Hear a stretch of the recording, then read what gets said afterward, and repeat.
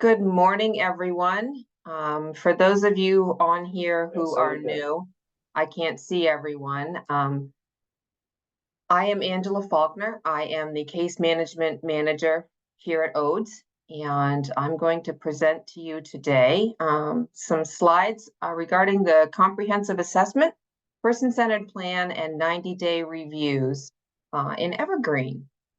So welcome. Thanks for joining us on this early morning. And so I'm going to do a little bit of configuring here and move some screens around so I can get my presentation up.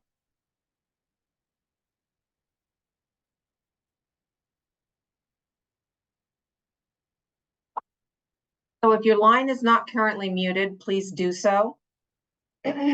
We ask that you type questions into the Q&A using the Q&A icon in your Zoom window menu, and we'll answer as many as possible after we get through the training presentation. All questions entered into the Q&A will be responded to on the call or via email after the series is finished.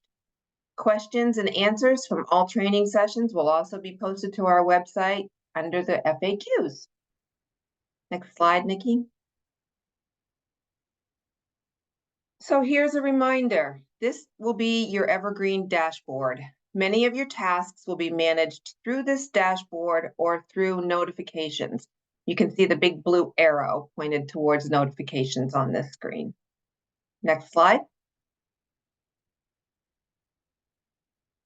So here's a visual of the workflow for a person transitioning to ODES services. The top two lines show notifications that will automatically occur in the system as one action triggers another. Case managers will continue to send permission for services forms and release of information signed by the person or their guardian to their assigned liaison. The liaison will assign a location and the case manager if known. If the case manager is not known, the notification will go to the agency's supervisor or program manager for case manager assignment. Once you are notified of your assignment to a person, you will begin reviewing the person record and working with the individual and their guardian to gather more information and enter it into the appropriate areas in Evergreen. The more information in the person record, the more you will have to assist you in completing the comprehensive assessment. As this is a new assessment, it combines elements from former assessments in EIS, and all will start as an initial assessment. Once the requirements of an initial assessment are complete, you can begin working on the person-centered plan.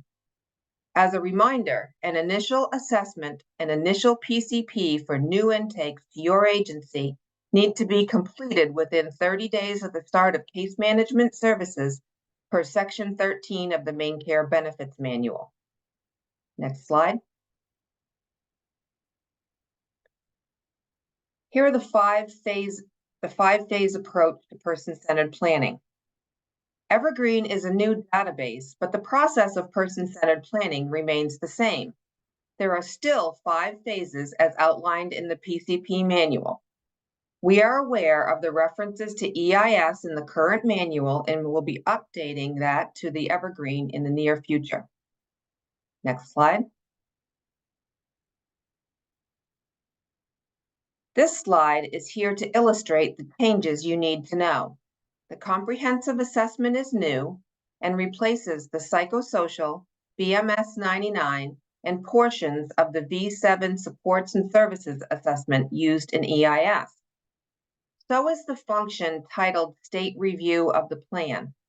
Once the planning meeting has concluded and all information is documented, the case manager will submit the plan for state review.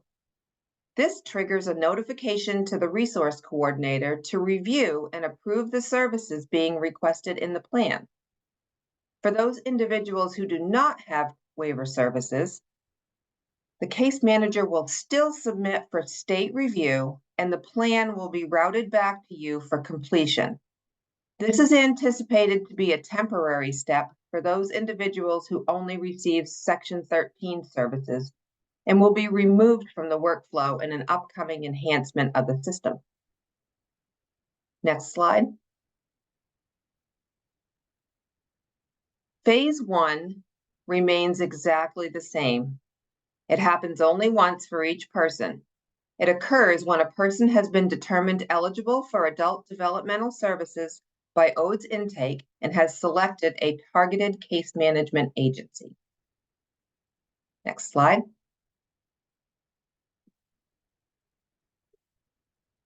So the comprehensive assessment.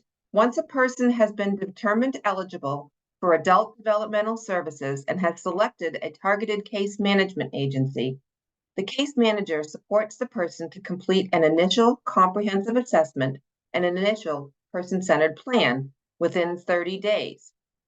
This includes assisting the person to identify what they want and need by talking with the person as well as others who are important to them, their circle of support.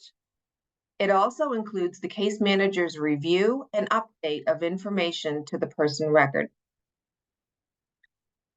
Some possible charting the life course tools to consider are the Integrated Support Star tool, helping to identify family, friends, acquaintances, and relationship mapping. Individuals who are currently receiving Section 13 adult case management and have an existing person-centered plan will start in Phase 2. Phase 2 should begin 90 days prior to the effective plan date. Next slide. After completing intake with a new person, completion of the initial comprehensive assessment, I'm going to say this again, must occur within the first 30 days of the initiation of case management services, and reassessment must occur as a change in the member's needs warrant or at a minimum on an annual basis. The initial assessment includes a case manager's focus on identification of any health, safety, and functional needs, as well as additional needs, strengths, and barriers. Next slide. This is a screenshot of starting an initial comprehensive assessment. For those people you are currently serving, the historic EIS forms, including BMS 99, B7, and the psychosocial assessment, will migrate as attachments under the person's record. These can assist you with the completion of the comprehensive assessment and other forms in Evergreen. Next slide. So here's the Evergreen PCP workflow. Many pieces of the workflow are not changing from what is currently described in the PCP guide. The suggested time frame for starting an annual PCP is 90 days from the plan effective date, and having all planning meeting documentation entered, submit for state review no later than 30 days before the plan effective date, as you will need time for the resource coordinator and the provider to submit a SIP.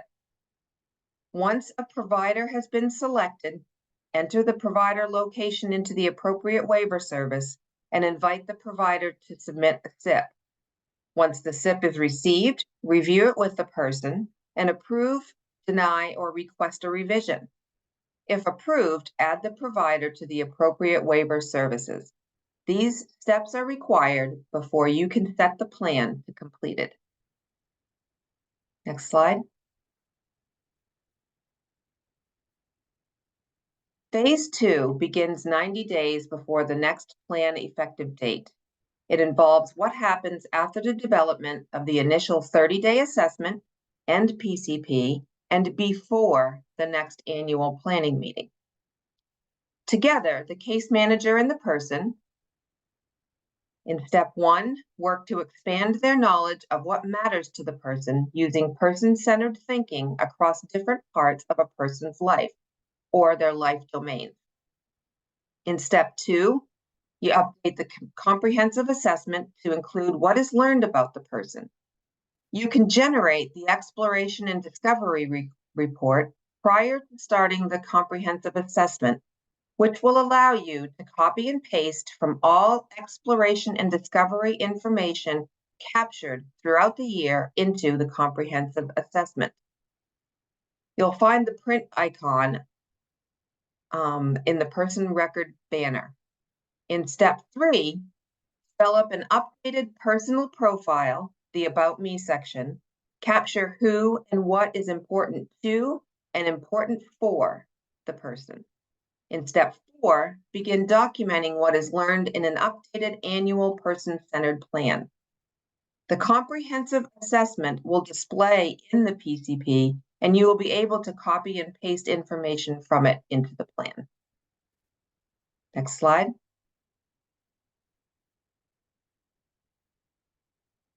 The person-centered planning process should be continuous throughout the year and not constrained by a particular time. You need sufficient time to accurately capture a person's goals and related needs. Spend time with the person in different environments, observing different moods, and interacting with different people. For example, in the community, where does the person enjoy going? Can you plan a time to go with the person to their favorite place? These are opportunities to gather information about the person from others who know the person well and that are important to them. While important, observations should not be limited to whether the person appears clean or is dressed appropriately. Observations should also note how they are engaging with others. Is there a specific behavior that is only present in specific environment or triggers in that environment? What activities or items are they choosing? Since case managers know what information is needed for the PCP, use your monthly contact with the person to gather information and get to know them. Talk with those that know the person and verify if information is accurate as the PCP meeting gets closer. All of this discovery information can be captured in the last section of the general progress note for the exploration and discovery report prior to completing the comprehensive assessment that I mentioned in the previous slide. Next slide, please. Here is a screenshot for creating an initial PCP in Evergreen. Notice that this screenshot explains you need to complete the comprehensive assessment prior to the PCP for information documented in the assessment to display in the plan. Next slide.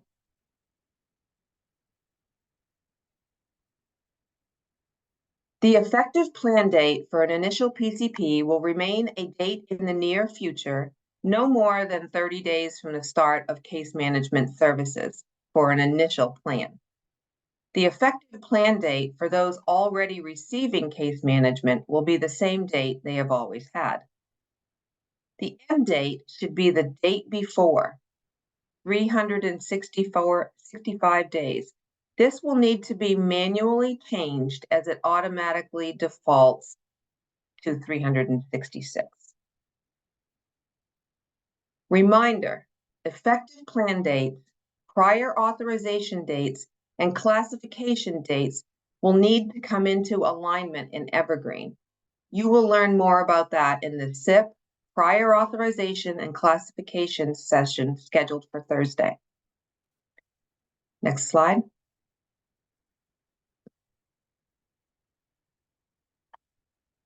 This again is a reminder to use charting the life course tools throughout the process. Encourage the person's circle of support to use them as well to gather information ongoing throughout the year.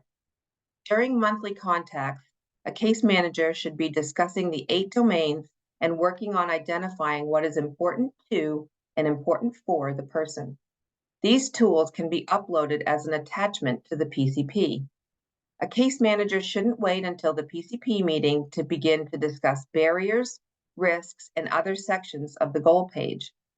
Documentation in the PCP should be done continuously, not waiting until the meeting or after the meeting to begin writing the plan.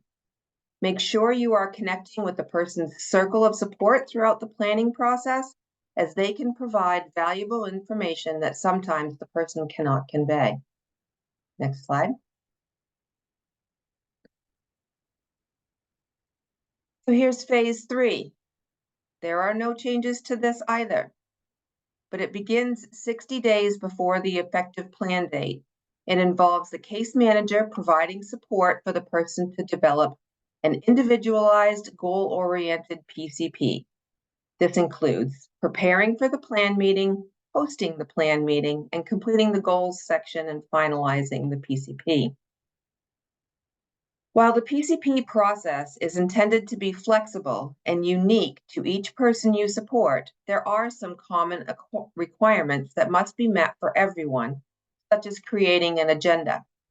You can print the agenda, which includes mandatory topics, as well as additional items captured in the PCP by using the print icon in the PCP form and selecting the option of agenda. This agenda can also be used to capture the signatures of meeting participants and upload it as an attachment to the PCP at the end of the planning meeting. Next slide, please. Prior to the meeting, the discovery phase should help answer these questions and assist the person with creating an agenda for the annual plan meeting.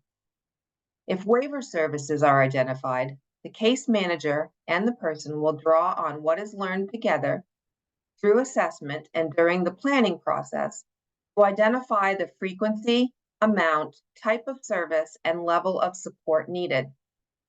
Not everyone wants or needs the maximum amount of services to hit the cap. Lean on natural supports and community supports.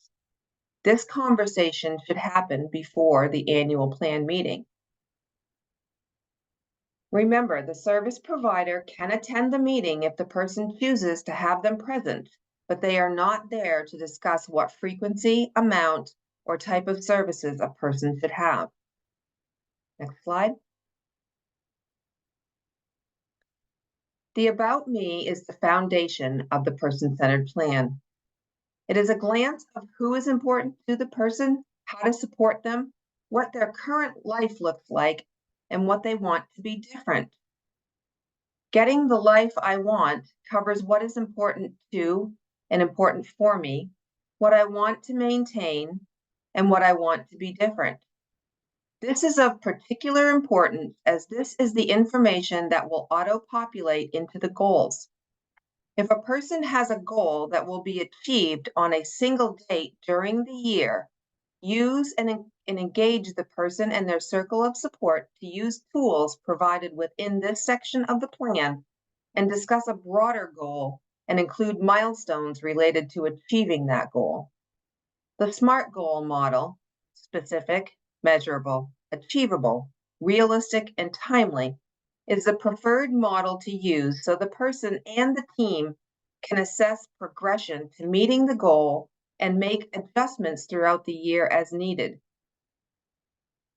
Goals. There should be a connection between what is documented in About Me, the Getting the Life I Want section, and goals. You'll also need to identify risks for what the person wants to stay the same and what they want to be different. Next slide. Using a SMART goal model for thinking about the development of goals can be helpful during the discussion at the plan meeting. It is very important for case managers to know that they can take a goal from the person and write it in the SMART goal format. This is not changing the person's goal. As an example, a person states, I want to go to a Sea Dogs game. The case manager can engage with the person and ask, what is it about going to a game that interests you the most? What do you want to get from going? Attending a game could be a milestone to a broader goal, such as community integration, employment, or volunteering. After having more detailed discussion with the person, a goal such as I want to attend 5 sporting events this year to learn about potential employment options in local sports can be developed. It also helps to create and build milestones and to move away from a one and done goal.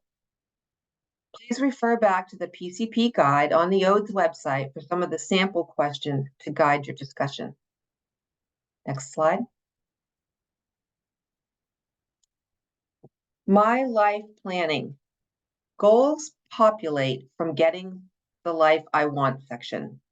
The goal title will populate as what is documented in what the person wants to stay the same and what they want to be different questions under each of the 8 life domains.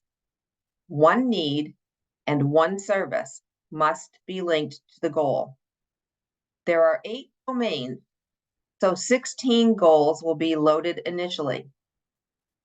The case manager, along with the person and the guardian, can choose to delete the ones the person does not want to focus on in this planning year, or keep all 16 goals. Identify services and supports to help meet the goals, then update with any additional needs, strengths, or barriers. My needs populate from the comprehensive assessment or can be added manually directly to the PCP as needed. The initial status, if it cannot be met, would be documented as unmet. These needs must be updated at the planning meeting. Domain, strengths, and barriers populate from the comprehensive assessment or also can be added manually directly to the PCP as needed.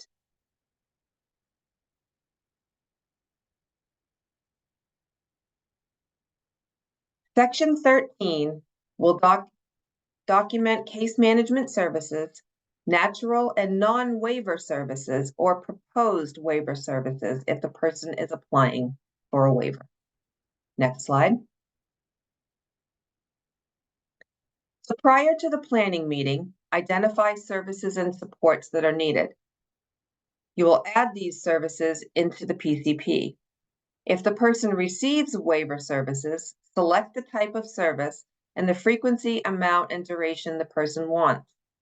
Reminder, this is what the person wants, not how many hours a provider has available. Next slide.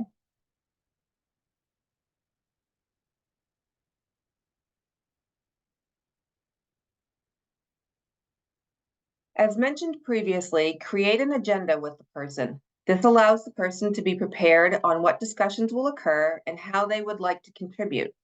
If they are not comfortable in talking in front of the entire team, or the plan meeting itself is not something they are interested in, this allows the opportunity for the case manager to understand what is important to the person and be able to relay that to the team. What do I want to discuss? What are my goals? What supports do I need? These are all agenda items. If non-mandatory agenda items are added within the appropriate field in the PCP, they will automatically be added to the print version of the agenda, along with the auto-populated mandatory items. At the planning meeting, direct conversations to the person. Conversations about their plan, goals, and needs should not happen around them without them. Even if the person is not actively participating in their meeting, conversations should be directed towards them. Presume competence, encourage participation, and avoid speaking about them in the third person.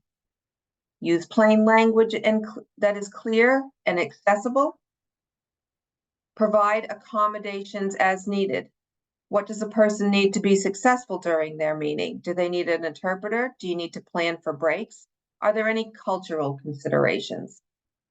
Actively involve them. Regularly check in with the person to ensure their needs and wants are being accurately captured.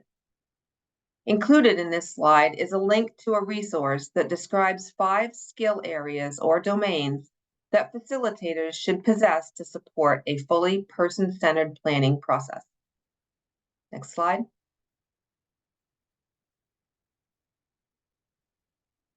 Phase 4 involves the work conducted after the planning meeting. If a person is selecting new waiver services, changing existing waiver services, or seeking updates to existing service implementation plans to reflect services to be provided in the next year. In the annual planning process, all providers will be required to complete a new SIP.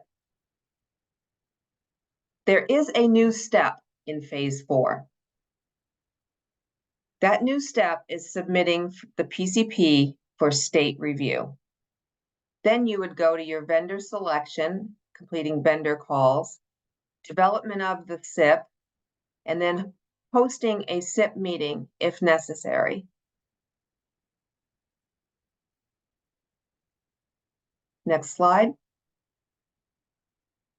So let's just review these steps. Step 1. The case manager submits the plan for state review, and upon approval of the services requested by the person, I'm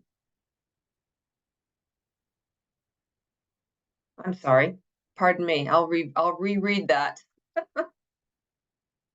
So in step 1, the case manager submits the plan for state review. To clarify, state review is performed by your assigned resource coordinator and is to approve services. It is not a review and approval of the content of the plan.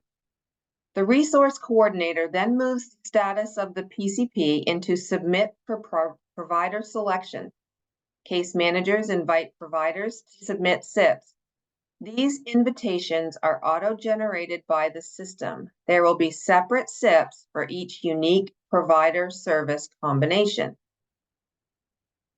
The case manager reviews the completed SIPs with the person, and the person selects providers. The case manager adds those providers to the My Life planning and captures signatures and sets the plan to complete, at which time any right modification addendums and prior authorizations are auto-generated if applicable. This will be explained in greater depth at Thursday's session. Next slide. Step 2. The case manager will provide support to conduct a vendor call to identify available providers that offer the services selected by the person in the settings selected by the person. Expose the person to responding providers and setting options available, and discuss if the provider in the setting is a good fit so the person can make a final determination via informed choice. Next slide. Angela, I'm going to jump Yes. in real quick. Absolutely. Step 1 and step 2 can be happening in parallel. So the vendor call process will remain the same that it currently is. It will use our Gov delivery system. So the state review can be occurring while the vendor call process is also occurring. So chicken or egg there, you might initiate the vendor call first or the state review first, but they would be happening in parallel. It's at the time that the state review approval has been completed. Once the state review has been completed, that's when you can then move into step 3, which is inviting the provider to submit the SIP through the Evergreen system and through the PCP form. Thank you, Leslie. You bet.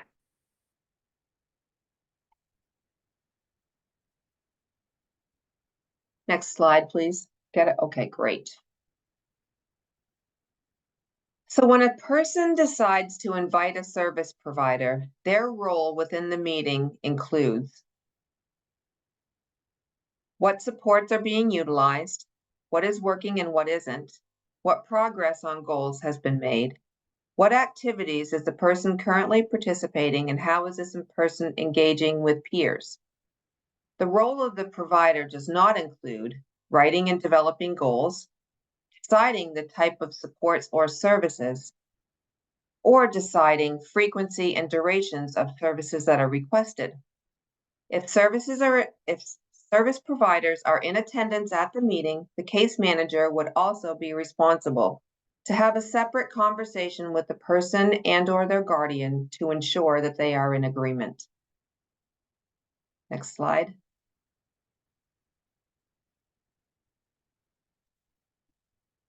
So the provider's access to the SIP. They access the SIP from the provider location forms icon. I can jump in here too, Angela, and Yep, just give a little bit of information. I sure. know this is a little confusing. Yep. So if you're a provider who's already providing services to a person, when we migrate into the system, you will be already your location. And if you're a community case manager or a BI care coordinator, you already have your staff assignment that will already be in the system. You'll already have access to the person record because you have an existing relationship. Once we're in Evergreen, if a person selects a new provider or wants to invite a new provider to submit a service implementation plan to determine if they want to select that provider to provide their services, that's when things are a little bit different. So what will initially occur is, again, the case manager or care coordinator would go through the vendor call process with the person. The person would identify a provider or providers that they would like to receive SIPs from. The case manager or care coordinator would then go into the PCP. Again, the state review has occurred and it's been approved to proceed with the provider selection process. And they would go to the bottom of the service that they want to invite that provider to submit a SIP for. And they would use the provider invitations field, and they would locate the provider location that they want to submit the SIP to.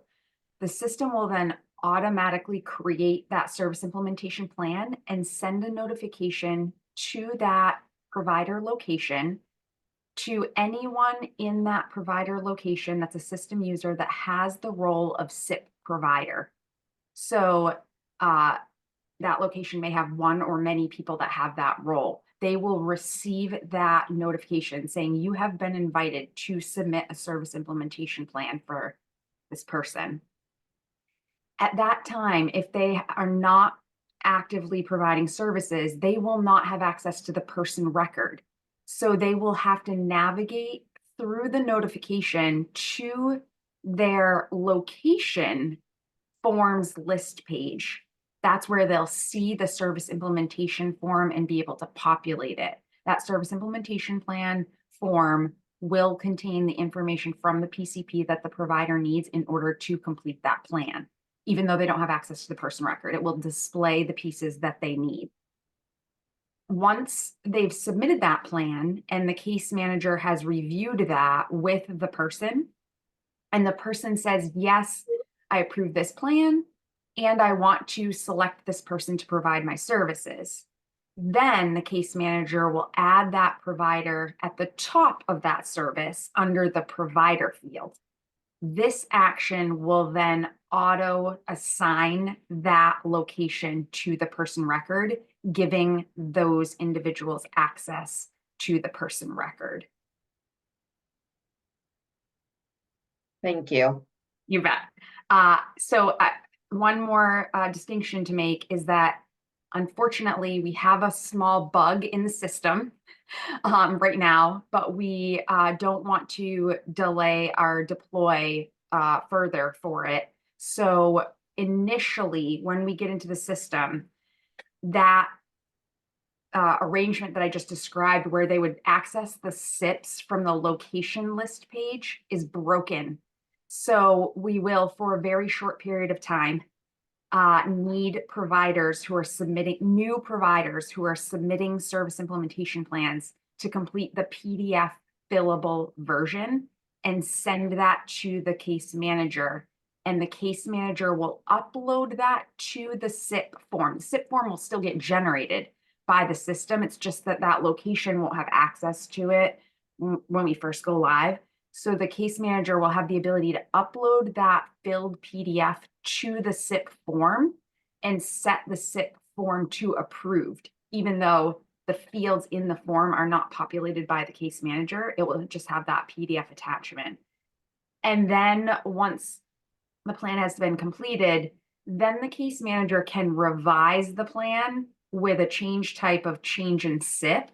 And then at this point, the location now has access to the person record because they've been chosen and added as the provider. Then they can go in and manually transfer the information from the fillable PDF into the actual SIP form in the system. And we definitely want that step to occur so that the SIP displays in the system and copies forward with the PCP, and it does all the things that it needs to do to keep things automated in the system.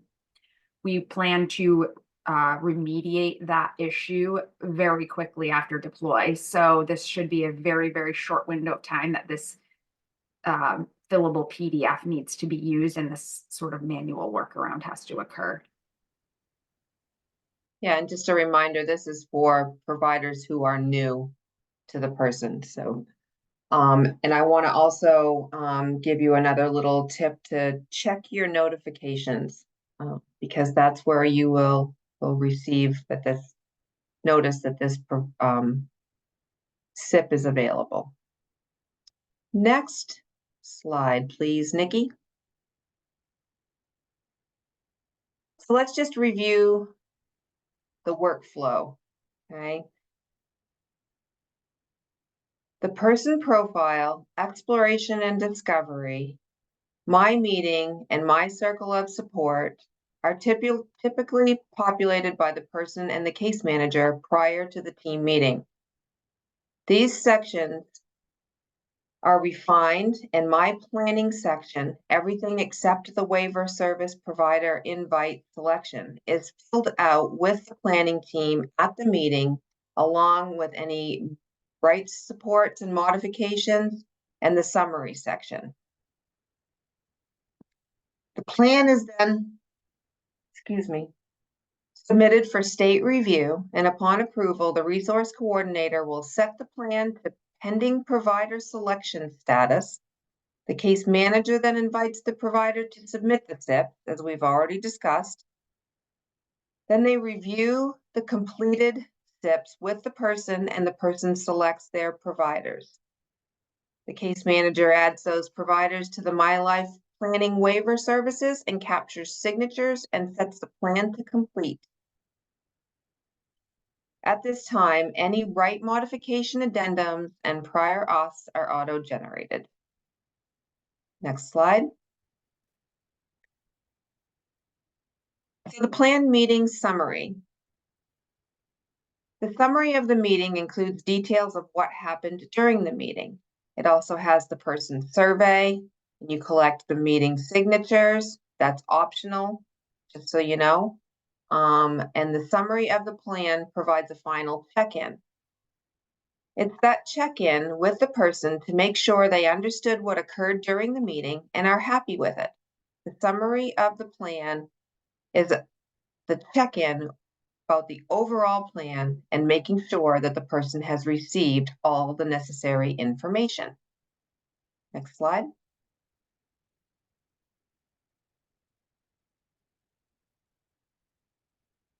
Phase 5 is the final phase in the PCP process and includes case manager monthly check-ins, ongoing learning and exploration, 90-day reviews, and then again going into the annual comprehensive assessment and the PCP.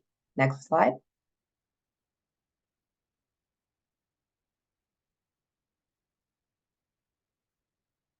The ongoing process of assessing and getting to know the person occurs over the course of many interactions throughout the year using person-centered thinking.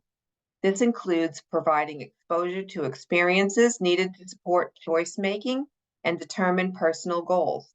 Monitoring through contacts with the person include minimum of monthly contact with the person unless otherwise indicated in the PCP, and a minimum of 2 in-person visits per year.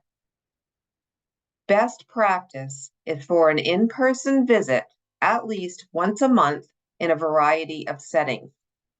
Interactions with the person can include casual conversation, discussion, and observation. It may be interacting with the person, with their family members, or with other people that are important to them. Some conversations are conducted without the direct service provider present to allow for maximum opportunity to explore ideas for their good life without the constraint of fitting into a specific service model. Monthly contacts are a great opportunity to work on the various person-centered tools that we've introduced in the trainings, and they also can be found in the PCP guide that's on the ODE website. It's important to plan your monthly contacts and work on gathering information in smaller chunks rather than trying to tackle every subject and aspect of a person's life in one visit. Focus on a certain part of the PCP or domain. This is especially true when you have individuals who are experiencing difficulty with remaining attentive. They may not want to participate in a lengthy talk, but you could shorten the contact by asking a few questions related to a specific area. Maybe focus on an area that is important to the person or one that relates to what is going on in their life at the moment. The case manager should be having significant monthly contact related to the PCP, assessing services and satisfaction with those services. Next slide. In PCP training part 2, we talked about getting to know the person before the planning meeting to gather information related to the About Me and Getting the Life I Want section of the PCP. Ongoing exploration after the PCP meeting is about gathering information to help evaluate if the person's experiences are moving them toward or away from their good life.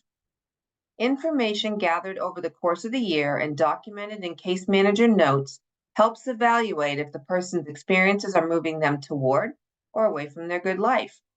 Use of tools like the Life Trajectory tool or Integrated Support Star are helpful in determining if a person is on the right track to getting the life they want. Next slide. So here's a look at person-centered plan types. There's an initial, that's the first plan that's created with an individual, and then the annual, always completed at an anniversary date, and a change. There are several PCP change reasons. Multiple change reasons can be selected. So for a 90-day review, you would do a person-centered plan revision,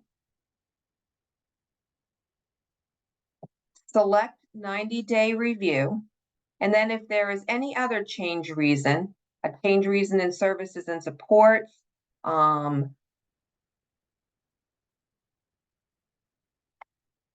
or it could be a change in services and supports or a goal review. But changes to the PCP do not always necessitate a modification to the comprehensive assessment. However, if there is a change in the person's needs or a major change in their condition, a revision to the comprehensive assessment to capture additional details is recommended before modifying the PCP. Next slide.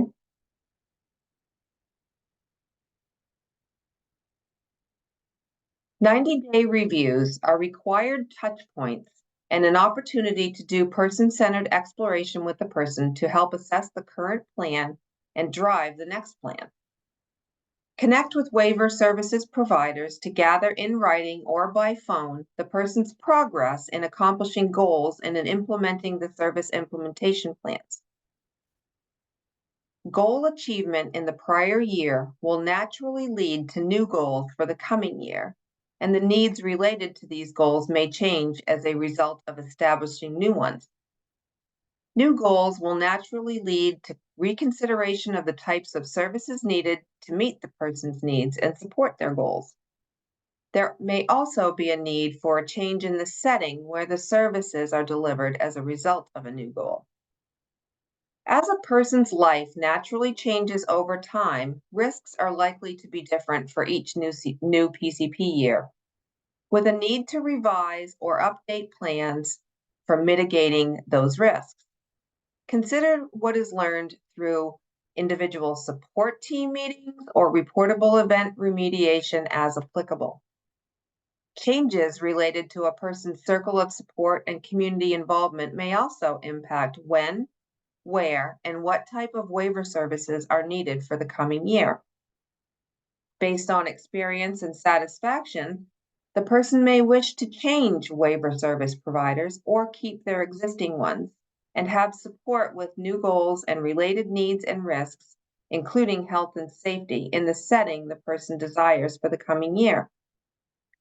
If service supports or needs, updates to SIPs, risks, mitigation strategies, backup plans, HCBS right modification addendums, positive support plans, safety device plans, or behavior management plans require changes during the 90-day review, you will need to select the additional change reason in the revised modal to open up the correct sections of the PCP and ensure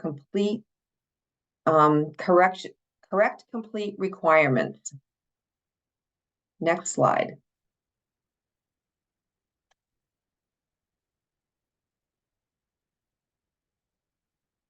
PCP 90-day review process. A very specific process is used to start the 90-day review PCP. This ensures that information from the original plan is carried over to the new one. Revise the active PCP with a change reason of 90-day review, and it will open the area of the plan to enter that information every 90 days from the plan effective date. And as a reminder, this plan review every 90 days, the process stays the same, and the 360-day review only needs to be completed if it is more than 14 days from the plan effective date. Next slide, please.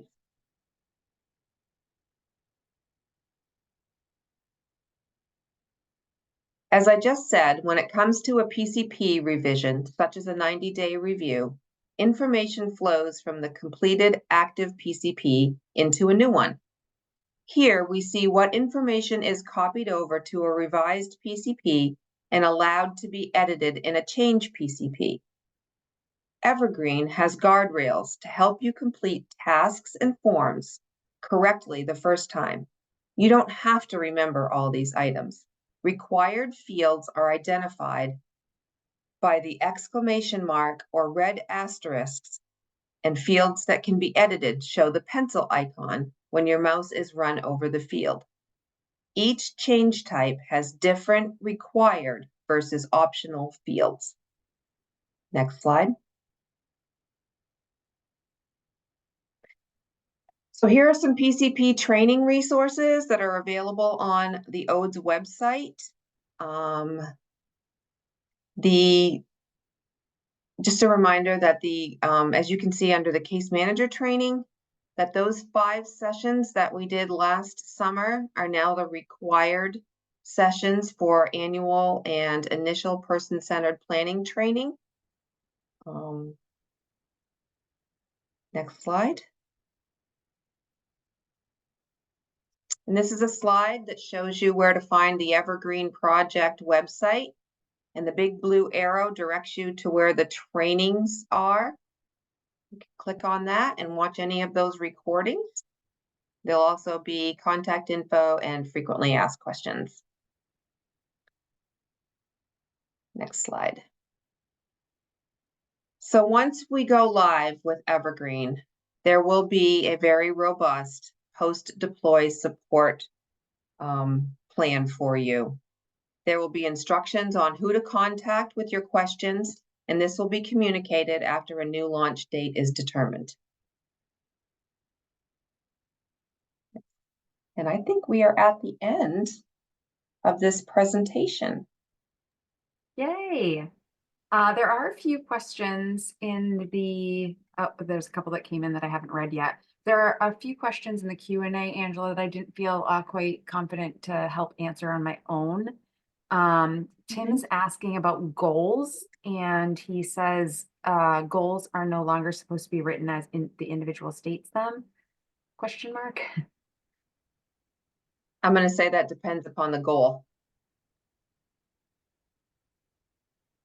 And then Alicia, hopefully I'm saying that correctly, is confused about what I shared about SIPs. And I was going to try to type a response to that, but I thought maybe we should talk it out together. So Sure. she is confused about and states that consumers choose the provider before they write the SIP. We don't just randomly access a provider without the person's input. So why are we adding the provider after the SIP? So I'll try to explain here, and hopefully I'll select the right words and not create more confusion. But correct, the person will go through the vendor call process if that's needed, if they don't know what provider they're interested in receiving their services from. They will choose provider or providers that they are interested in receiving their service implementation plan from. And then if that provider submits a plan that they feel will meet their needs and wants, then they would choose that provider as the provider to select their services. So because of the way that we want the Evergreen forms to automatically create certain assignments and create forms and trigger things, we're using the following terms. The plan will be submitted for state review. Upon approval of the state review or completion of the state review portion of the plan, the community case manager will invite providers to submit service implementation plans. This is an invitation to submit the plan for providers that the person has identified or chosen to submit the plan. So it's not just like this case manager is randomly picking providers. It is at the choice of the person. It may be one provider or multiple providers. But then that provider has still not been selected to provide the service yet. They've just been invited to submit their service implementation plan at that point. And once they've submitted it, the person in the case manager will review the plan or plans if they want to receive plans from more than one provider.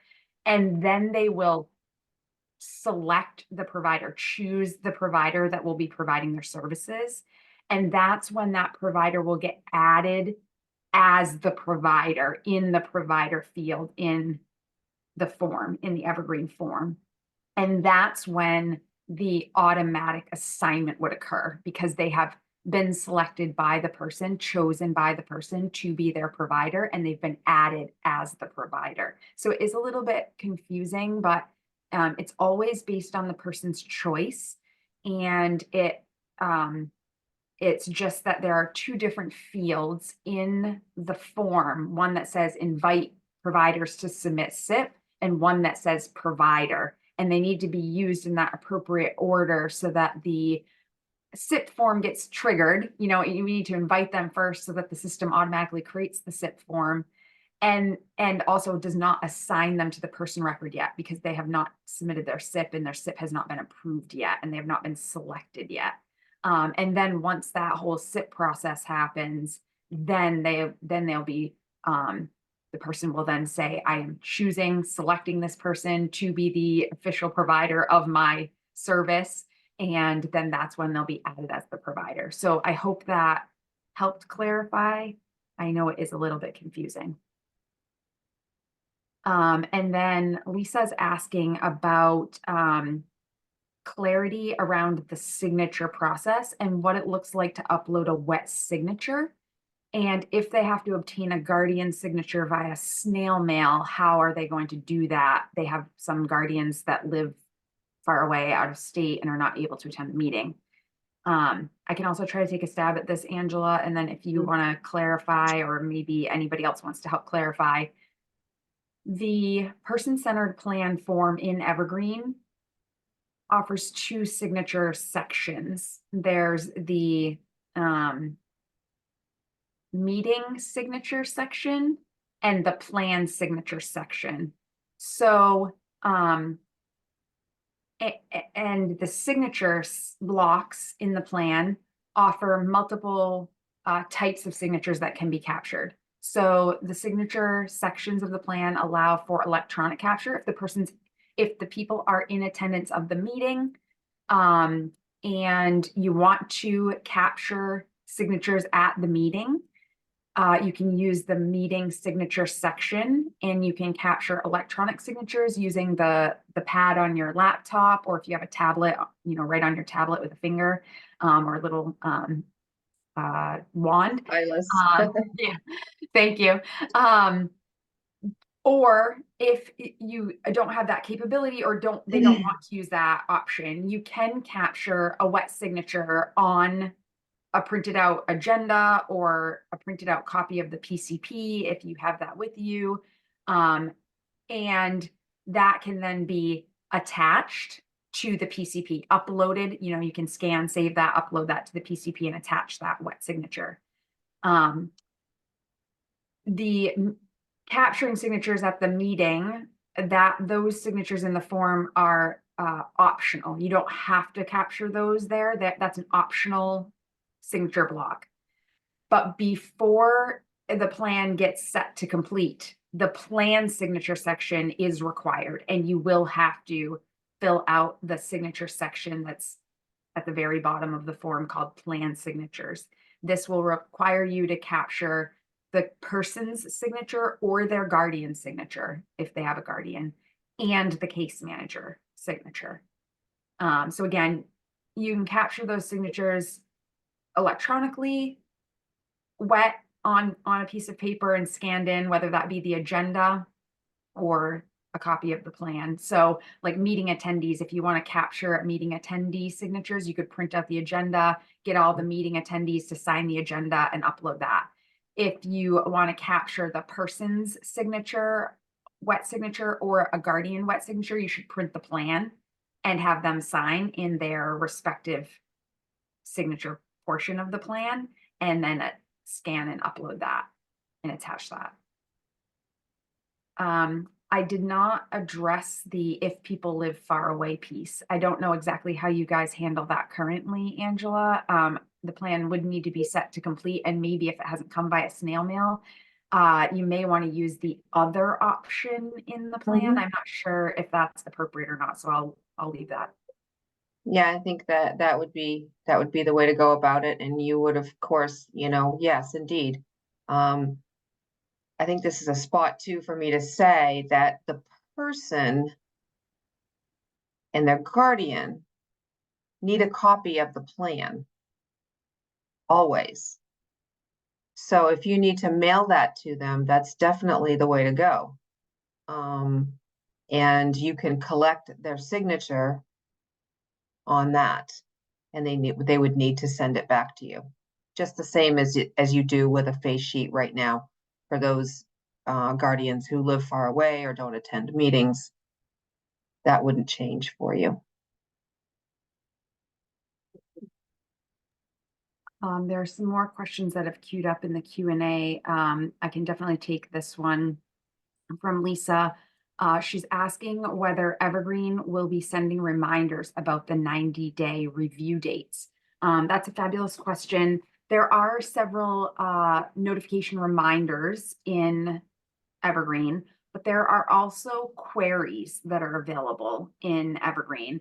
Queries are similar to like a report, but what they do is they're structured so that you can enter certain filter criteria, and you can run those as frequently as you want, and it will return results for you of records in the system that you have access to that meet the criteria that you've entered.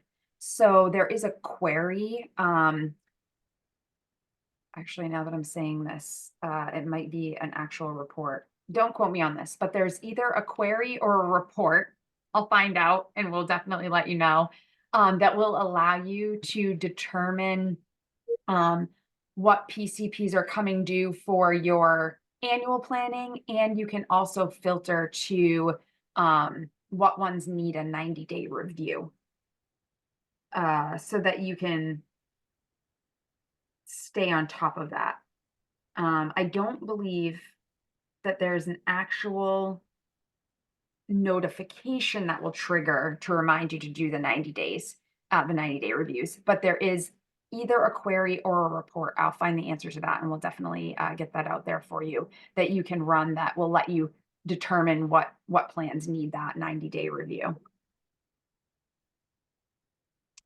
I hope I'm saying your name correctly, but Alicia asked another question.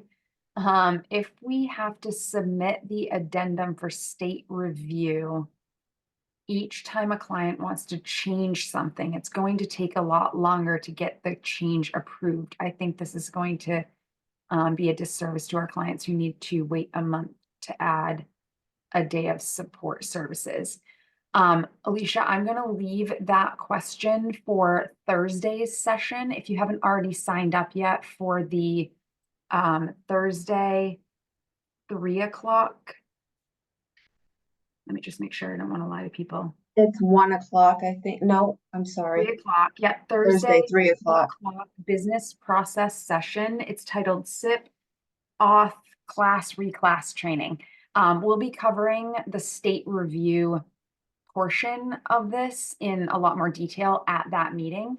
So I'm going to save this question for that session, and we will attempt to reply to that during that session on Thursday. Carrie asks, if a person wants to change their services, do we need to revise the comp assessment? They want to add a day of community support, for example. I'm going to kick that one to you, Angela. I think that's more business process, whether you want them to revise the comp as well. And I would say that unless there is a significant change in the person's support needs, and it needs something like that needs to be captured in a comp assessment before revising the person-centered plan, then you would do that. If there's not, then you would just go forward with revising the plan.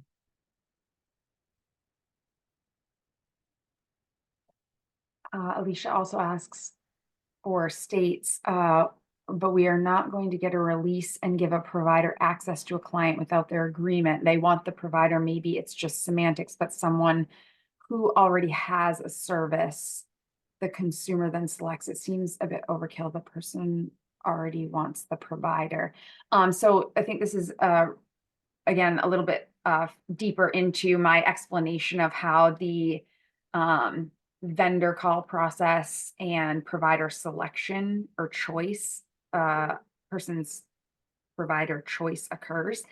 I think what Alicia is describing here, and maybe Emily, you can chime in too if Angela doesn't know or if I'm not stating this correctly, but I believe what she's saying here is, in order to add a new provider location to Evergreen so that they can provide a service for the person, we go through a process currently to add new waiver provider locations to EIS. We'll continue to go through that same process to add new provider locations to Evergreen, and new providers, somebody who has not provided a service to a person previously. I believe you guys currently capture releases of information from those new providers. That will still occur. That will occur as part of the provider, the vendor call process that's occurring outside of Evergreen. So that will have occurred. The vendor call process will have occurred in parallel, again, likely in parallel to the state review of the PCP. And you will still capture the release of information the way that you currently do. It's just that then, again, in order for the system to trigger the SIP the right way and then auto assign the person the correct way, we invite the provider to submit the SIP. The provider submits the SIP. The SIP is reviewed with the person.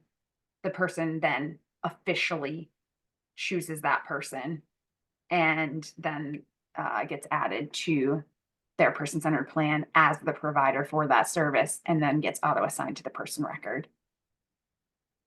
So if I can just pop in here too, I want to make sure that I think I'm reading another piece of this question too. If a person already has a waiver provider, they're already going to have a location assigned. So, or Yes, that type of relationship with the person yes, and can see the person's record. correct. Yes, So that said, if the person wants to continue with that service provider in this next annual plan, you do not need to submit for a vendor call. You don't need to correct. go through that process. Correct. It's not However, if it is necessary. the annual plan, that provider will be expected to submit a new SIP. Absolutely. So the case manager will still invite that provider to Yep. submit the SIP. And then the SIP form will get triggered, but that provider will already have access to the person record. So they'll, they're currently providing services to that person while their upcoming while their annual planning process is occurring. So they have access to the person record. So they'll be able to submit that SIP uh, in a little bit different fashion than if they were a brand new provider who had never provided services, because they will have access to the person record. They'll be able to see the person record still. They'll be able to access the forms and plans area and go to the SIP tab of the PCP rather than having to go to the forms list location page as if they were a new provider. Correct. Kim is asking whether, so she says, so the meeting signature is not required. So again, I don't know exactly, I don't know if every PCP process occurs exactly the same way. But the Evergreen form allows two different signature blocks. One is called meeting signatures and one is called plan signatures. They're included because of the new state review process in the PCP. You're going to have your meeting before that occurs, and then the state review will occur, and then the service provider selection process will occur, that SIP process that we've been talking about. So we included two signature blocks so that if you have everybody together at the planning team meeting and you want to capture signatures from the meeting attendees at that meeting, you can under the meeting signatures. But then you have to, you are, again, it's optional. You can or you don't have to capture the person's signature, the case manager's signature, and everything at that in that meeting signature section. But you do have to capture the person, or if they have a guardian, their guardian's signature and the case manager's signature before you set the plan to complete, which is in the plan's signature section. Hopefully I'm not misstating anything there, Angela. Nope. That is absolutely correct. And I think that answers Janet's next question too. Is that it's the meeting signature that would occur before the state review. Correct. And so again, Um, that is optional. The system will not require you to do that, but you can. And if you capture the meeting attendees signatures other than the person, guardian, case manager, you would want to do that again, like print the agenda, capture this other meeting attendee signatures on the agenda and upload that signed, excuse me, signed agenda or PCP if you wanted to print the PCP and capture their signatures on that document. There aren't signature lines on the PCP for the other meeting attendees, only the person, guardian, and case manager. Lisa asks, does the 90-day review in Evergreen look similar to how it is in EIS? When I was in the testing environment looking at a PCP, I wasn't able to see a section for capturing the 90-day reviews. Maybe it's an issue with the testing environment. I'll try to take a stab here, Angela. Correct me if I'm wrong. It should look similar to EIS. In order to see the 90-day review fields, you will have to revise the PCP as a change type, and you'll have to select the change reason of 90-day review. That action will then give you the 90-day review questions or section of the person-centered plan. So it'll ask you about the goal review and goal progress. I'm sorry, I think that's what it's called. And whatever else it is that I'm not as familiar with all of the 90-day requirements, but whatever else it is that you're supposed to do at the 90-day. That is correct. I'm not sure exactly what it looks like because we haven't gotten that far yet. And I do want to remind everyone, again, I know there are some people who were not present at this month's supervisors meetings, but our team is learning this process at the same time you are. We are navigating Evergreen in the same way, getting the same trainings. So we're on pace with you. We'll try our best to answer your questions, but we are also learning as well. Yes, we're all learning. And I'll also say, we've been working on this. It's a large system replacement project. We've been working on this for several years. We did a lot of these requirements a few years ago. So even those of us that were involved in that are a little fuzzy on all the conversation decisions and things like that. But we are, reviewing the documentation, playing around in the environments just like you are, and we're poised to help support you and answer those questions and help you use the system in the appropriate way when we go live. I did also answer a question. I typed the answer in, but somebody was asking, they can't make it to tomorrow's session. They're asking when these recordings and PowerPoint presentations will be available on the project website. We hope to have those uploaded early next week. So we have sessions through tomorrow evening, and then we'll work to get the videos and the PowerPoints and everything added to the website.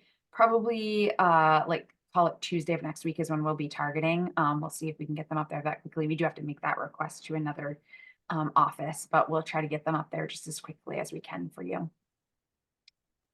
Megan is asking for some clarification. Every year for annual plans, providers will need to be invited. Yes, Megan. So during the annual person-centered planning process, even providers that have been providing the service for the person in the current plan year will need to submit a new SIP for the new plan. So at that time of annual planning, the person-centered plan will be redone. There'll be a planning team meeting and the plan will be updated for the upcoming plan year. So even existing providers that are being asked to continue to provide services will have to submit a new SIP. So they'll be invited to submit a new SIP that aligns with the updated plan. Lucinda asks, will Evergreen track providers' turnaround time on the SIPs and generate a report for those submitting after the 10-day requirement? And if the SIP is generated past 10 days, this makes it challenging to sometimes get the PCP approved in time for the need for BMS 99 signed face sheet and reclass now aligning with the PCP effective date. What happens in this situation? Do we just get the PCP approved without the SIP so that the reclass can occur? I'm not super familiar with the 10-day turnaround requirement. I don't know if that's something that's been implemented, Angela. That's something that has been in place since with the person-centered planning enhancement changed. Yeah. However, there have been some agencies who struggle with meeting that 10 days for a variety of reasons. And Emily can speak more to this, but in the transition, there has been kind of a little bit of grace in allowing for it to be entered afterwards and just process the plan so that a reclass can get completed and the service is authorized. I'm not sure what the plan is going forward because Emily could speak to that more than I could. We can certainly add this to the agenda for tomorrow's 3 p.m. meeting as well. I believe that the Evergreen forms will require the SIPs to be added and approved in order to complete the PCP. So I will also capture this one, and we will try to speak to it a little bit more tomorrow as well.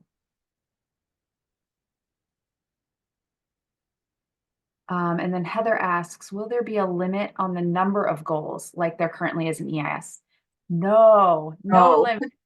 You can have as many goals as you want in Evergreen. Apologies that you had to have that limit instituted in EIS. But thankfully, Evergreen is a much more dynamic system, and goals are added in what's called a multi-form list feature. It's a multi-list field. So you can add as many goals as the person has. There's no limit.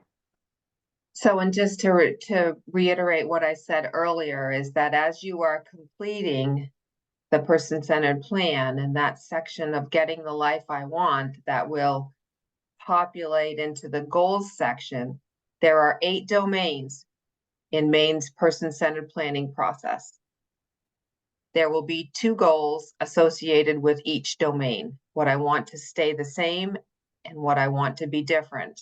So there will be 16 that automatically populate into the goals section. And then from there, if you want to keep all 16 of those, if the person wants to keep all 16 of those and has more to add, you can add those manually into the system.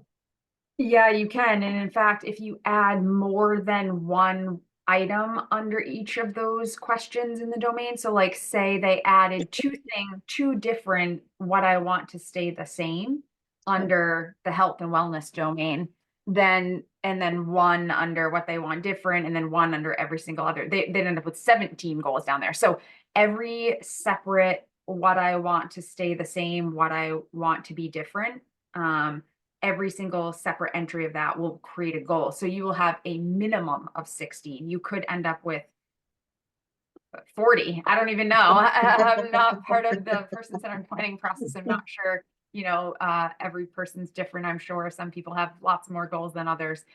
So you could end up with a lot of goals down there if you're entering multiple items that they want to stay the same and multiple items that they want to be different under those 8 domains. And you can keep all of them. The person can keep all of them, and they can work on all of them in their upcoming plan year if they desire. But if the person doesn't truly want to work on all of those in the plan year, you do then have the ability to delete out the ones that you don't want to be goals in the upcoming plan year. All that information will stay at the top of the plan in what they want to stay the same and what they want to be different, but you can delete the automatically created goals that came from that section if they don't want to work on all 16 or 20 or 40. But also if they have a goal that didn't get captured up underneath the what I want to stay the same, what I want to be different, you can also manually add goals in the goals section as well, like just a totally separate goal that's not about keeping something the same or making something different.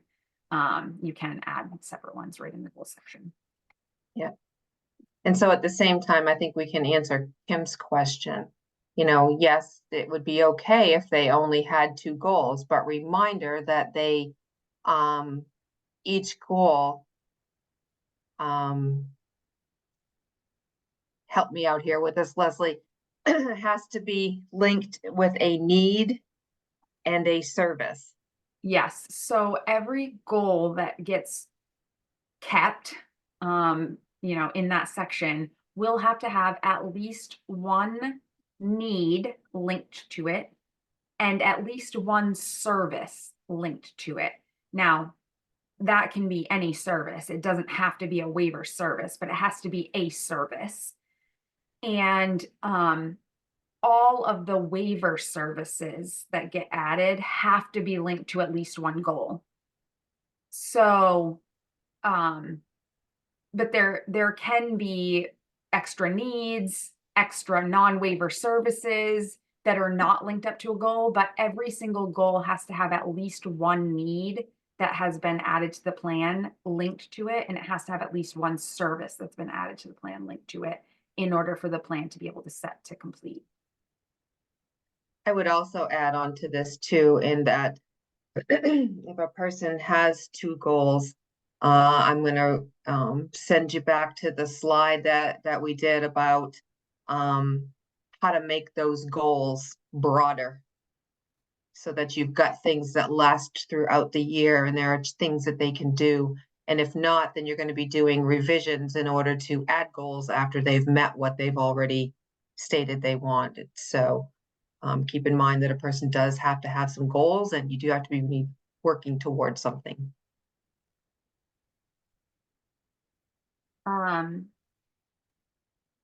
Heidi is asking about on SIPs in EIS. There's only room for 3 right now. And she's asking if that will change. I am typing the answer to that, but I'll also say it out loud is yes, that changes in Evergreen. There are no limits to SIPs either. So as many waiver services that the person has in their plan, and as many providers as they want to invite to submit service implementation plans can be added. There's no system limit to it in Evergreen. I also just want to circle back to the topic around Lucinda's question that we're bringing to tomorrow's meeting around the 10-day requirement and, delay in being able to complete the plan. Bonnie had added a recommendation to the Q&A, which I think is really good. And it's that, as a community case manager, it's important to, start your planning process 90 days before the plan effective date, and hopefully hold your meeting as soon as possible, so that you can allow for additional time in that 90-day window to get through your state review process and your provider selection process. So that's just another suggestion there. Heidi's asking about what if they do not want any goals? Sometimes we have folks that don't. Can a provider still enter a SIP with just the services they provide?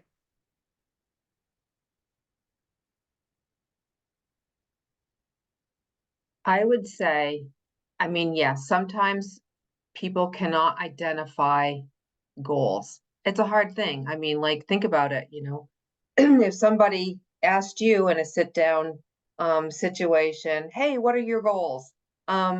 Sometimes that takes some time to process. And that's why it's so good that this process for person-centered planning is set up so that you are working on that all year long. So a person doesn't have to on the spot come up with any goals. And we've also provided you with a number of tools that you can use to help people identify things. Because sometimes I think that people don't have goals because they don't really know, besides what's contained within the 4 walls that they currently operate in, what else might be possible out there for them to do. So that'll be all part of that exploration and discovery process as you go through the plan. But the SIP, and someone else can correct me if I'm not fully informed on this, it's available for them to speak to in a service implementation plan about how they will provide supports for the needs that people have, just like they currently do. So I hope that answers that question for you, Heidi. Christina, I think this is a question, a little bit of a statement and a question. Says psychological consults that are required due to having a behavior management plan. Does this service need to be attached to a goal? I do not believe many of my clients with a BMP will want to address psych consults and challenging behaviors within their goals. I don't So know. I'm gonna pop in on this and just say that a behavior management plan in and of itself is not a service that would be attached to a plan. When we're talking about services, we're talking about like waiver services, non-waiver services, natural supports that someone gets. That's Case what we're management. talking about. Yeah, case management. That's what we're talking about in linking to a service, linking a goal to a service. Yes, correct. Thank you, Angela. You're welcome. Megan asks, how will PCPs in process migrate to Evergreen? Will the PCP in Evergreen be blank? Fabulous question, Megan. We are migrating person-centered plans and service implementation plans to Evergreen. They will not be blank. They will, the EIS form and the Evergreen form are very similar. The fields are very similar. Evergreen has a couple of different field types, like we were just talking about, like that multi-add list field type. So when we built the form in EIS, we had to just give you like 5 goal field sets, 3 service implementation plan field sets. Like, you know, we had to limit it, and we had to just give you like replicated sets of those fields that in Evergreen, when you use it, you'd actually just click the plus add another goal, and it would just pop up the field set for you, and you'd fill it out, and then you'd save it, and then it would create a whole other field set. We've tried the best that we can to migrate that EIS form into the Evergreen form.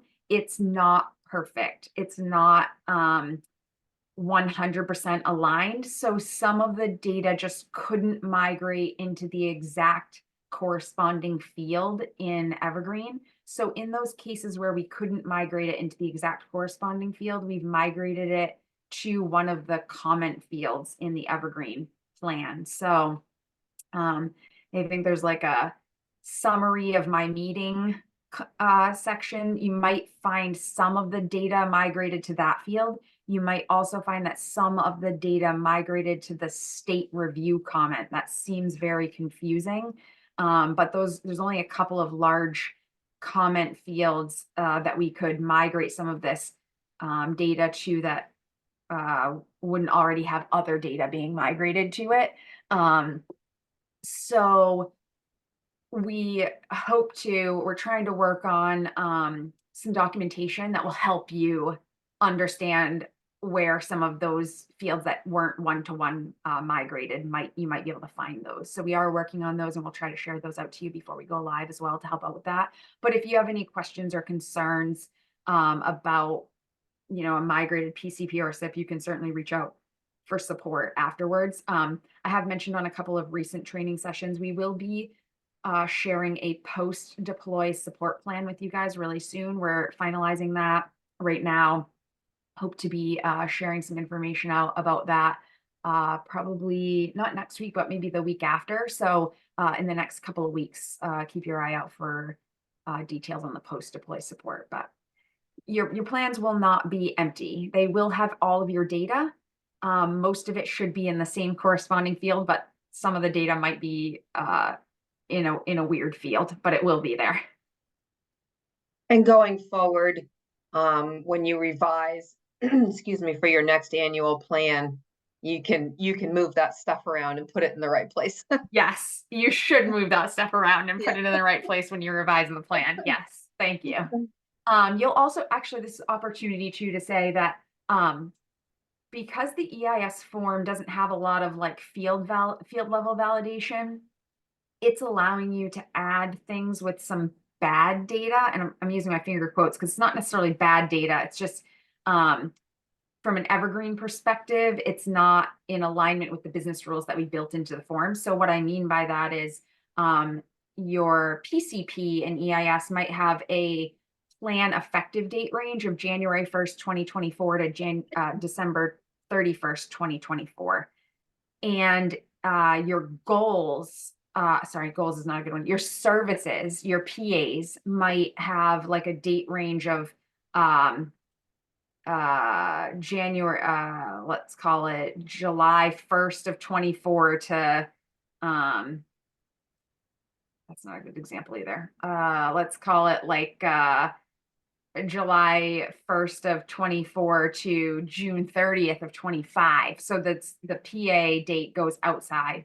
Or like your key milestones on a goal might have a date range that goes beyond the end date of your PCP. That's all migrating over just the way it is in the current plan. But when you try to set a plan to complete an evergreen, it's going to make all those dates fall inside of your plan year. So your goal dates, your key milestones for your goals, your service authorization dates, everything needs to be inside of the plan effective dates in Evergreen. So when you revise the migrated PCPs, if you have dates that's for any of these, fields like goals, services, key milestones under your goals, those kind of dates, you're going to want to, when you revise your PCP, you're going to want to pull those dates in so that they are either on the effective date range of the PCP or inside of the effective date range of the PCP, or else when you try to set your plan to complete in Evergreen, it's going to give you error messages and say, your key milestone dates don't match your effective PCP dates. Your service dates don't match your PCP effective dates. Your goal date doesn't, so it'll just throw error messages at you until you fix it. So when you revise PCPs in Evergreen, make sure that all of the dates within that plan have been updated appropriately to fall inside of your plan year. Oh, go ahead. No, I'm sorry. Bonnie says information is carried over from the comp assessment that filters into goals. What I want to stay the same and what I want to be different. So actually, Bonnie, the comprehensive assessment captures needs, strengths, and barriers. And any needs, strengths, and barriers that are captured in the comprehensive assessment will flow into the PCP, and they'll be displayed in the My Life Planning section of the PCP under the needs, strengths, and barriers and subsections. And they will show a source of the comprehensive assessment applied to them. You can also add additional needs, strengths, and barriers from within the PCP during the person-centered planning process if that's needed, if that's the person has additional needs, strengths, and barriers that are identified during that process and should be added. Goals, however, are created in the person-centered plan. They will come down and be auto-generated based on that, what I want to stay the same, what I want to be different under the life domains. Or again, you can add them manually there. And they'll stay with the plan throughout the plan year, and you can update the goal progress during the 90-day review. If at the time of annual planning, any of the goals have not been achieved, when you revise the person-centered plan, the unachieved goals will carry forward for you so that the person can continue to work on them in the coming year. But any that have been achieved will drop off, so you don't have to delete those out or modify them because they've already been achieved in that current plan year. But that's how goals copy forward. It's from the PCP itself. That being said, in the domain section of the person-centered plan, you will see the comprehensive assessment questions and answers for that domain. So you may be able to use that as a basis for the conversation with the person around that life domain. And then if any of that information is relevant, any of the answers to the comp assess questions are relevant and could create a goal, you could copy and paste some of that comprehensive assessment data into the PCP getting the life I want domain section of what I want to stay the same, what I want to be different. Yeah, so if we could just kind of like relate that back to Heidi's question about What if a person doesn't have any goals? You've got that comprehensive assessment displayed for you inside the plan that could help a person identify potential goals for the annual year. Yeah, the other tool that you have available to you in Evergreen to help identify potential goals and have that conversation is the exploration and discovery report that's available to you. So in Evergreen, the general progress note and the provider exploration and discovery progress note have a section at the bottom of the progress note. So um, go back and listen to our webinars and our case management training sessions. If you haven't had a chance yet, we discussed this in both of those. But once you get through the progress note stepper, the creation of the progress note, and it brings you into the progress note form, there's an additional section down at the bottom called provider exploration and discovery, or I'm sorry, exploration and discovery. And that allows you to capture things like goals, strengths, barriers, needs, all that stuff ongoing throughout the year without having to revise the PCP. And so you can capture that in your progress notes as you do your monthly notes and or interact with the person. And the providers that are providing services to these individuals can also submit provider exploration and discovery notes and do the same thing.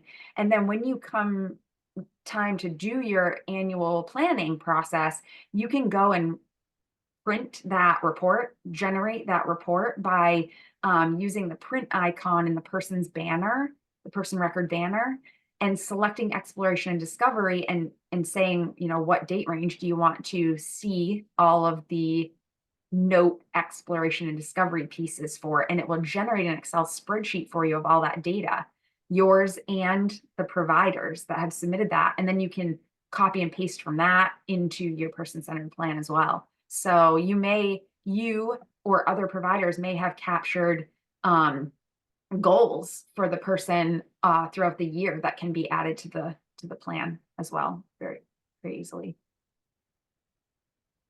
Courtney says, once you open a new annual plan for that 120-day window, will you be able to revise the one prior for quarterly reviews?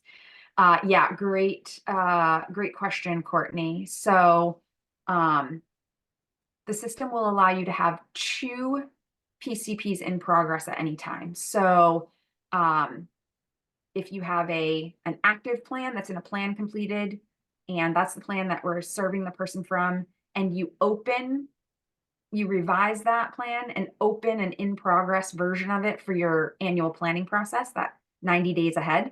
And something happens where you need to do like an urgent change to the active plan, you can also revise the current completed active plan again and make a quick modification to the plan while the one for annual planning is still in process. So you can have 2 PCPs in progress at the same time. But this question, I think, is really specific to the 90-day reviews, Angela. So I don't know if you want to take that as far as like, I don't think that there would be a case where you would need to have 2 in process for the 90-day review process. Yeah, no, I don't think so. I can't think of any reason why that would happen.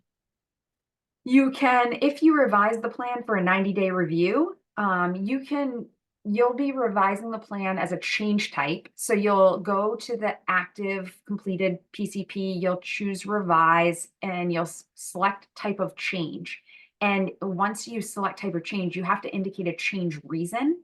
And for your 90-day review, you'll indicate a change reason of 90-day review. But you can also select other change reasons. So you don't have to do separate revisions of the plan for a 90-day review and a change in service or a change in rights supports and modifications, or you can select multiple change reasons and revise the PCP once and do all of the things that you need to do in one revision.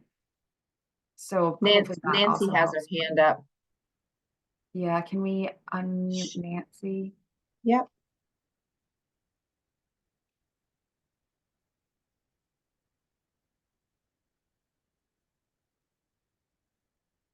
Let me see if I can find her. There she is. Ah, hey guys. Hey, I think when I read this as we're asking people to open this up 90 days prior to the annual, which is right around the time of their final 90-day review. And if they open up a plan to start it as an annual, will they still be able to revise for a 90-day review? Or should they do the 90-day revision and then open for an annual? Do you understand what I'm saying? Yeah, so they can revise and do the fourth 90-day and then complete that and then open it for the annual. But I'd also like to take this back and discuss this with Derek and Betsy, because I thought that we got approval for the annual plan to be that fourth satisfy the review. fourth 90-day review. Yes. That's Yeah, true, right, maybe. Angela? Yes. And will that continue as long as it is no more than 14 days? Because that's the current process, no more than 14 days from the plan effective date, where we don't need to worry about that, right? Yeah, I believe that's Okay. the same situation in Evergreen, I believe. Great. Megan asks, will the in-process PCPs need to be locked too? I'm quite confident at this point. I know that was a question that was asked during case management, that only the completed plans in EIS need to be locked. In-progress ones do not need to be locked. They will still migrate over. Carrie says some services do not require a SIP currently. Example, AT assessment, site consult. Will this continue? Do these services need to have a goal linked? Yeah, great question, Carrie. We will cover this tomorrow. I am going to confirm for sure, but there is a list of services that should not auto create SIPs. Like your example, site consult or AT assessment. Those have been configured in the Evergreen system to not auto generate a SIP because it's not needed. But I'm going to try to find that list just so that I know for certain which ones will or will not auto create the SIPs. And so in those cases, though, if it is a waiver service, I think it is going to want it linked to a goal. I think that's the way that we did the business rule there. So we might need to do a little bit of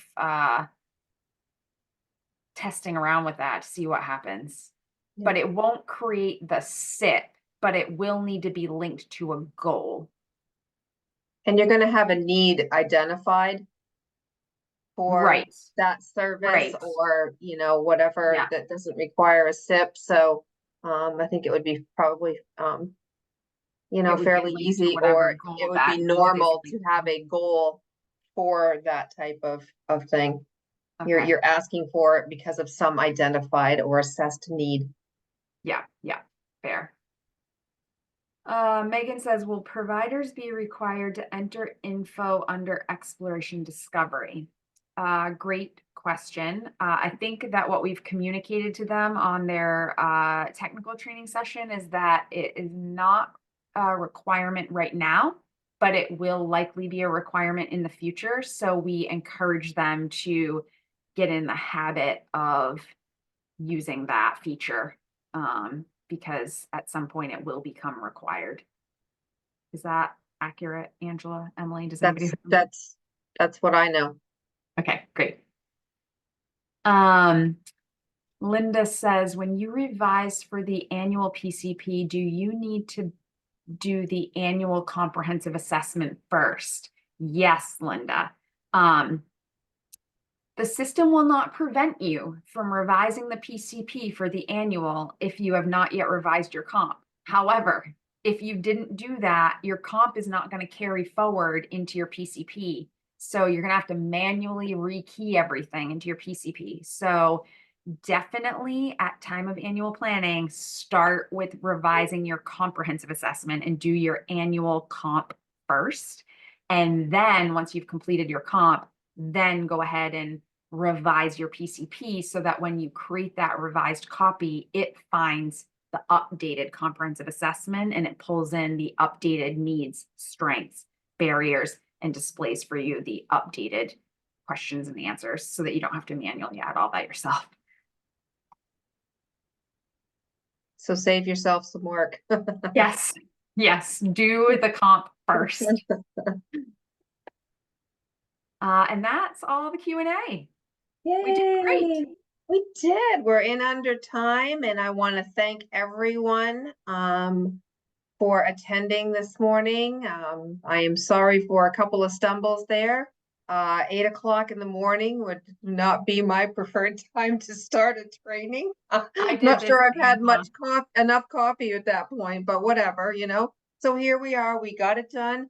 And certainly, you know, attend the session on Thursday. You know, a lot of the information that you heard here will segue great into what they do tomorrow. Yes, and we'll get this recording and the slide deck from this out onto the website as quickly as we can next week. So thank you, everybody. Thank you. Have a great day. You too.